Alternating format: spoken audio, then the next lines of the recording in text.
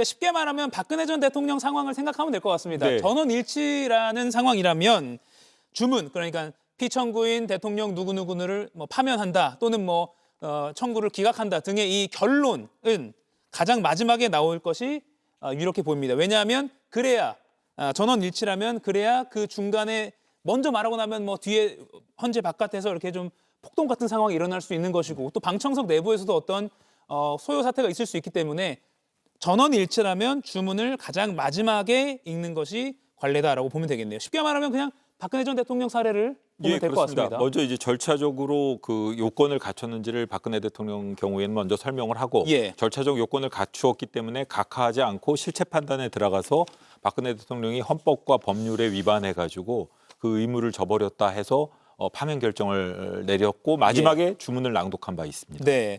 그 문영배 헌재 소장 권한대행이 만약에 결정문을 읽게 된다면 아마 전원 일치가 되면 문영배 헌재 소장이 읽을 가능성이 크다고 하는데 그렇다면 박근혜 전 대통령 때처럼 재판관의 소회를 밝힐 수도 있다 이런 분석도 나옵니다. 왜냐하면 제가 당시 기사를 좀 찾아봤는데 박 전 대통령 탄핵 심판 때도 당시 이정미 헌재 소장 권한대행이 뭐 판단, 또 결정 이유를 고지하기 전에 헌법은 대통령을 포함한 모든 국가기관의 존립 근거이고 국민은 그러한 헌법을 만들어내는 힘의 원천이다.